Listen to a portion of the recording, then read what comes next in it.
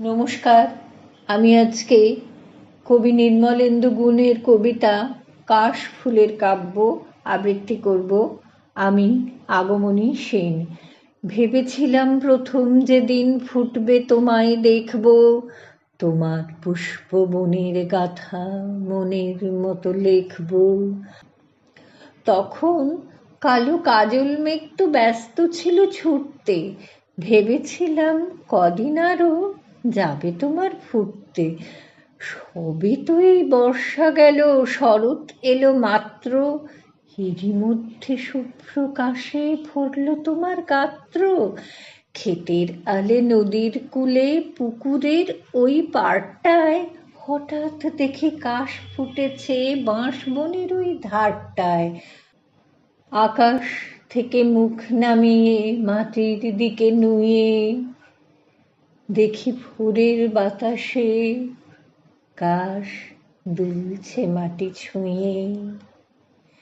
কিন্তু কখন ফুটেছে তা কেউ পারে না বলতে, সবাই শুধু থমকে দাঁড়ায় গায়ের পথে চলতে। উচ্চদোলা পাখির মতো কাশবনে এক কন্যে তুলছে কাশের ময়ূর চূড়া কালো খোঁপার জন্যে। শরৎ রানী যেন কাশের বোটখাখানি খুলে কাশবনের ওই আড়াল থেকে নাচছে দুলে দুলে।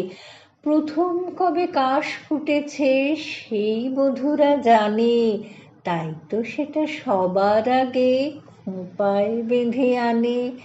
ইচ্ছে করে ডেকে বলি, ওগো কাশের মেয়ে, আজকে আমার চোখ জুড়ালো তোমার দেখা পেয়ে।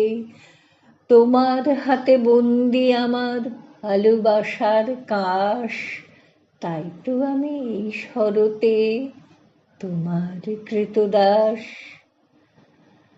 ভালোবাসার কাব্য শুনে কাশ ঝরেছে যে, দেখে আমার শরৎ রানী কাশবনে আর নেই। নমস্কার।